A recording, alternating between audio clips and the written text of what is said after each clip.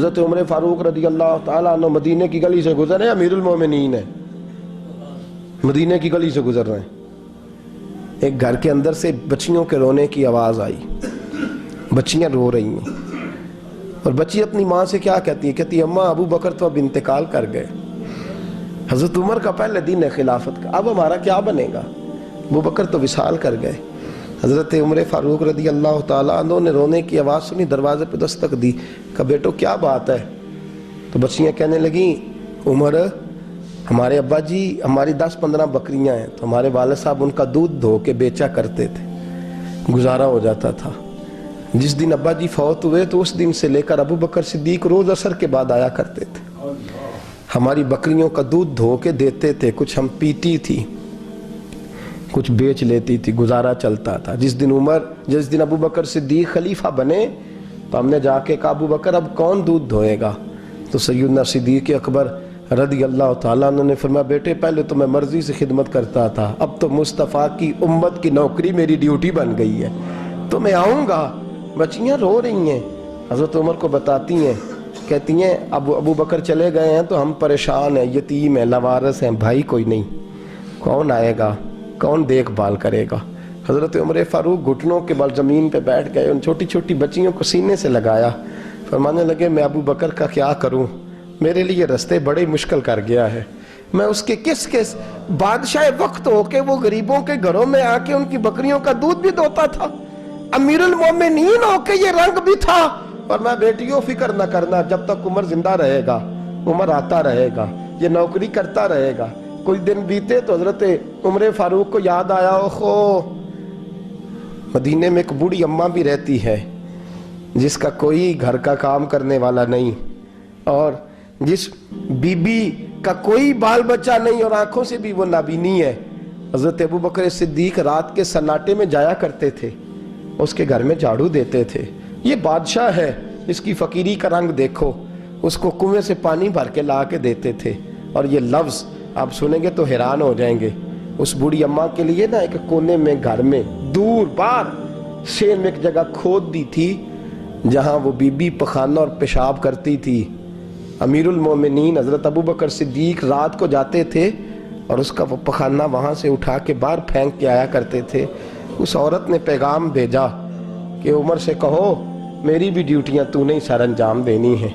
عمر فاروق ساری رات کام کرتے، سناٹا گہرا ہوتا تو جھاڑو دبایا ہے بغل میں، اور عمر فاروق نکلے ہوئے اس بی بی کے گھر میں جھاڑو دیا جا رہا ہے۔ حضرت انس بن مالک فرماتے ہیں میں نے آخری عمر میں بھی اس بوڑھے عمر کو دیکھا ہے، اس بڑھاپے میں بھی میں نے اس شخص کو دیکھا ہے کہ جب وجود کمزور ہو گیا، داڑھی سفید ہو گئی، لیکن پھر بھی اس کا انداز نہیں بدلا، اس نے ساری زندگی بادشاہی میں فقیری کر کے گزار دی، یہ پھر بھی کسی کے گھر میں جھاڑو دیتا ہے، کسی کی بکریوں کا دودھ دھوتا ہے، یہ کسی غریب میرے دوست یہ۔ اور جب سیدنا فاروق اعظم رضی اللہ تعالیٰ نے خطبہ دینے بیٹھتے ہیں تو کپڑے پھٹے ہیں، پیبند لگے ہیں، مزاج سادہ ہے، بڑا مال آیا ہے، بڑا مال، لیکن تقسیم کر دیا، اور یہی انداز آگے اپنے گورنروں کو دیا۔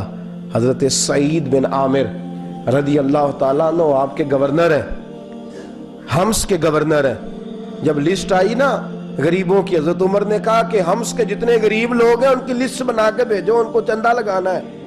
تو 17ویں 18ویں نمبر پر حضرت سعید بن عامر کا نام بھی آ گیا، گورنر صاحب کا۔ تو حضرت عمر نے سوچا شاید کوئی اور سعید بن عامر ہے، فرمانے لگے یہ کون ہے؟ جس کی ڈیوٹی لگائی تھی اس سے کہنے لگے یہ سعید کون ہے؟ تو کہا حضرت جی ہمارے صوبے کا گورنر۔ تو فرمایا اس کی لسٹ فقیروں میں؟ فرمانے لگے پتہ نہیں آپ نے کیا رنگ بھر کے بھیجا ہے، مہینہ مہینہ یہ شخص درختوں کے پتے کھا کے گزارا کر دیتا۔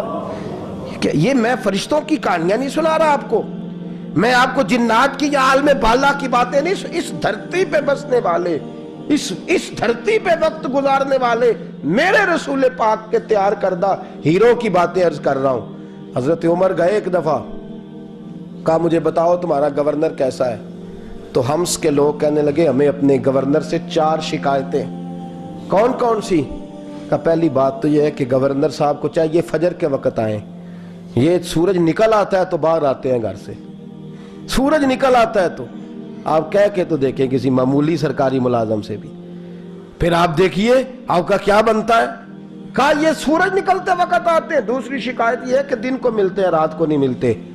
तीसरी शिकायत ये है कि महीने में एक दिन मिलते ही नहीं, गवर्नर साहब। चौथी शिकायत है कि रोते हैं, कभी कभी इतना रोते हैं कि बेहोश हो जाते हैं। हजरत फारूक आज़म ने खड़ा कर लिया, फरमाया सईद तेरी शिकायत आई हैं, का हुजूर हुक्म। फरमाया सुना है, पहले तू फजर के वक्त आ जाता था लोगों के मसाइल सुनने, अब तू सूरज निकलते वक्त आता है। का हुजूर बीवी बीमार हो गई है और घर में नौकर तो है कोई नहीं, तो मैं सवेरे उठता हूँ तो पहले नाश्ता बनाता हूँ, बच्चों को खिलाता हूँ। उस औरत ने 35 साल मेरे साथ वफा की है, अब चारपाई पे है तो मैं उसके मुंह में लुकमे डालता हूँ। कहा उसे खाना खिला के जब वो दुआ देती है तो फिर निकलता हूँ। तो कहा सुना है तू हफ्ते में एक दिन मिलता ही नहीं, महीने में। कहने लगी हजरत जी जब मदीने से आया था तो एक कुर्ता और एक तामद साथ लाया था, मुझे आज 2.5 साल हो गए हैं, मैं नया लिबास नहीं खरीद पाया। मैंने अर्ज की मैं इस धरती पे बसने वाले लोगों की दास्तान सुना रहा हूँ। कहा मैं अपनी तामद धोकर खुश्क होने को डाल देता हूँ, उसे आधा दिन लग जाता है, खुश्क होती है तो तामद पहन के कमीज धो लेता हूँ और फिर कमीज डाल देता हूँ। हजरत जी सारा दिन बीत जाता है तो बाहर नहीं आ पाता। हजरत उमर फारूक की गर्दन झुक गई। का सुना है तू रात को मिलता ही नहीं, ये लफ्ज कहे तो हजरत सईद बिन आमर कहने लगे ये मेरा राज था, आप मेरे अमीर ना होते तो कभी फाश ना करता। दिन मैंने बंदों के लिए रखा है, रात अपने रब के लिए रखी हुई है। मैं रात की तन्हाइयों में अपने करीम की बारगाह में जाता हूँ और मैं सारे दिन के गुनाहों की माफ़ी मांगता हूँ। मैं अपनी गलतियों की तलाफी का सवाल करता हूँ, उसके हुजूर जाता हूँ, उसे दुखड़े सुनाता हूँ। रात मेरी उसके लिए बीत जाती है। हजरत उमर की और गर्दन झुक गई। फरमाया ये बता कि तू मिलता ही नहीं, कभी कभी तो रोता है और बेहोश हो जाता है। हजरत जी 40 साल की उम्र में कलमा पड़ा है, जब 40 साल के पिछले गुनाह याद आते हैं तो कब फिर मैं जब्त नहीं कर पाता वो खताएं, वो पाप, वो जुर्म, वो खताएं। जब सोचता हूं ना कि रब खड़ा करके पूछेगा बता ये जुर्म क्यों किया, तो वो एहसास मुझे परेशान कर देता है। हजरत जी मैं फिर बर्दाश्त नहीं कर पाता, फिर मैं तड़प उठता हूँ, मेरी ये कोताहियां हैं, बताइए क्या कहते हैं। हजरत फारूक आजम ने गर्दन उठाई तो आंखों में आंसू थे। कहने लगे या अल्लाह मुझे इस जैसे कुछ और गवर्नर भी अता फरमा, या अल्लाह इस जैसे कुछ और गवर्नर भी। अजीजों अपना हाल क्या है। मुल्क शाम जब फतह हुआ तो हजरत साद बिन अबी वकास रदी अल्लाह ताला अन्हु कहते हैं कि कुछ लोग मुझे कहने लगे कि हम आपसे मामला तय नहीं करेंगे, हम जजिया देंगे, टैक्स देंगे, इस्लामी हुकूमत के ज़ेरे असर आएंगे, लेकिन आपसे मामला तय नहीं करेंगे, अपने अमीर को बुलाइए। तो हजरत सैयदना साद बिन अबी वकास कहते हैं मैंने खत लिखा। फरमाते खत लिखा हजरत उमर को। मैंने कहा जनाब आइए। जवाब में हजरत उमर ने खत में जवाब लिखा कि फलां दिन फलां तारीख फलां वक़्त में मुल्क के शाम पहुंच जाऊंगा। हजरत सैयदना उमर चले घर से, एक गुलाम, एक घोड़ा, एक नेज़ा। हजरत फारूक आज़म ने कुछ खजूरें, खुश्क खजूरें, कुछ सिरका बांध के रख लिया रस्ते में खाने को। ये बादशाही में फकीरी हो रही है। लाखों मुरब्बा मील का हुक्मरान है, करोड़ों और अरबों रुपए पास पड़े हुए, वो सारी चीजें रख ली और सैयदना उमर फारूक रदी अल्लाह ताला अन्हु चलने लगे। अब गुलाम से कहने लगे भाई मेरा घोड़ा जरा माड़ा है, कमजोर है, तय कर लें, इतने मील तू घोड़े पे बैठेगा, मैं पैदल चलूंगा, फिर इतने मील मैं घोड़े पे बैठूंगा, तू पैदल चलेगा। मुल्क शाम पहुंचने का वक्त आ गया। जब वक्त आया तो पैदल चलने की सवारी हजरत उमर की थी, उनकी बारी थी पैदल चलने की, और सवारी पर सवार होने की बारी गुलाम की थी। तो ये लोग रिश्ते करते हैं ना तो किराए की कार लेके चले जाते हैं, बाद में वो पूछते हैं कि तुझे कार ते आए सो। हम अपने आप को बनाने के लिए झूठी अनाम भी खरीदनी पड़े तो खरीदने से हम परहेज। हम जो बताते हैं वो हम होते नहीं, और जो हम होते हैं वो हम बताते। हजरत सैयदना उमर फारूक रदी अल्लाह ताला अन्हु सवारी पे गुलाम है, खुद पैदल है, और हाल क्या है, बारिश हुई थी तो कुछ पानी खड़ा था, छोटे छोटे जोहड़ों में छोटे छोटे तालाब बने हुए थे, पानी खड़ा था। तो हजरत उमर फारूक रदी अल्लाह ताला चमड़े के जूते पहने, वो जूते दोनों उतार के तो बगल में दबा लिए। हजरत साद बिन अबी वकास फरमाते हैं उसी बगल में नेज़ा रख लिया और तामत थोड़ा ऊंचा कर लिया कि पानी से चलना है। اور غلام کو گھوڑے پہ بٹھایا ہے اور گھوڑے کی لگام پکڑی ہے تو یوں پیچھے رکھی ہوئی ہے، اور حضرت سیدنا فاروق اعظم رضی اللہ تعالیٰ عنہ آ رہے ہیں۔ غلام کہنے لگا حضور لوگ دیکھ رہے ہیں، مہربانی کریں بیٹھ جائیں۔ فرمانے لگے نہیں، باری تیری ہے، تو ہی بیٹھے گا۔ اس نے کہا حضور نہیں، وہ تو ٹھیک ہے، کوئی باری فرض تو نہیں نہ ہو گئی، آپ مہربانی کریں آپ آ جائیں، ذرا لوگ آ رہے ہیں۔ فرمایا تمہیں کہا نا، غلام کہتا میں نے تیسری دفعہ کہا تو حضرت عمر نے جلال سے دیکھا، اور جناب عمر کا جلال تو زمین کانپنے لگ جاتی تھی۔ کہتے ہیں کہا حضور آپ آ جائیں، تو کہتے تجھے کہا ہے نا چپ کر کے بیٹھا رہے، کہتے ہیں میں گھوڑے پہ ہی کانپنے لگا۔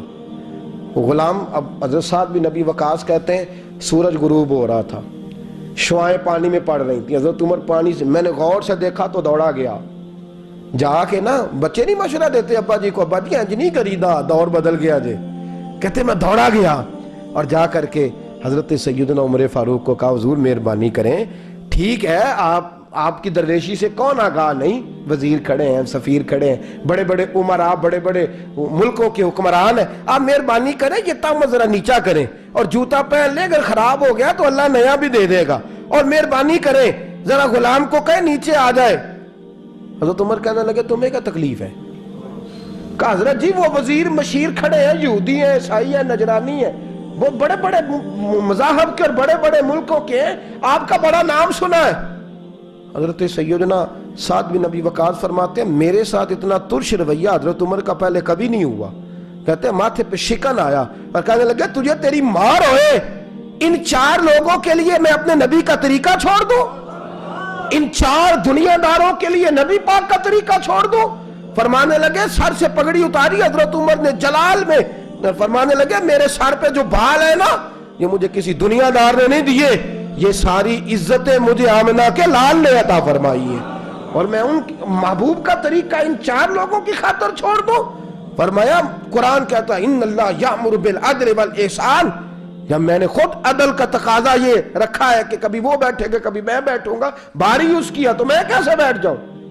حضرت سعد بن نبی وقاص فرماتے ہیں اسی درویشی میں سلام اس پر کہ جس نے بادشاہی میں فقیری کی، کہتے ہیں اسی درویشی میں حضرت عمر پہنچے تو جو پہلے ڈرا کرتے تھے جب حضرت عمر آئے تو انہیں کامتے بھی دیکھا، روب اور بڑھ گیا، ان کے دلوں کے اندر حضرت عمر کا دبدبا اور بڑھ گیا، اور میرے کانوں میں کہنے لگے سعد پہلے سنا تھا لیکن دنیا سچی کہتی ہے جو حال محمد اور محمد کے غلاموں کا ہے صلی اللہ علیہ، وہ دنیا میں دوسرا کوئی حاصل کر سکتا؟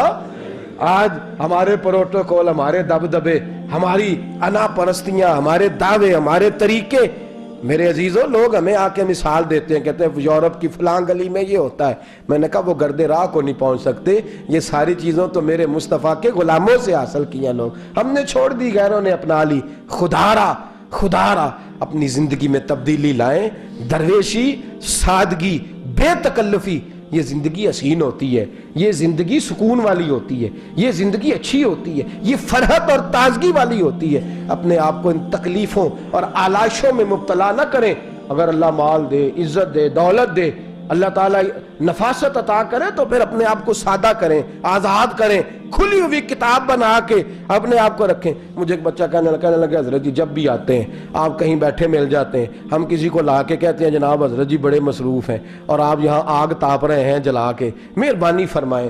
میں نے کہا یار 2-4 دن تو بن سور کے بیٹھنا بندے کے لیے آسان ہوتا ہے، سارا دن ملمہ سازی کر کے رکھنا اتنا آسان کام ہو تو ویسے بھی بندہ جو ہو وہ نظر آئے تو اس کے لیے زیادہ بہتر ہوتا ہے، جو ہو وہ دکھائی دے، وہ زندگی آسان ہو جاتی ہے، بہتر ہو جاتی ہے۔ اور ویسے بھی جو کھلی ہوئی کتاب ہوتی ہے اس میں لوگ مشکوک نہیں ہوتے، جو بندی ہوئی ہوتی ہے نا اس میں لوگوں کو خبر نہیں ہوتی کہ نہ جانے یہ کیا معاملہ ہے۔ میرے عزیزو اپنے آپ کو بے تکلف بنائیں۔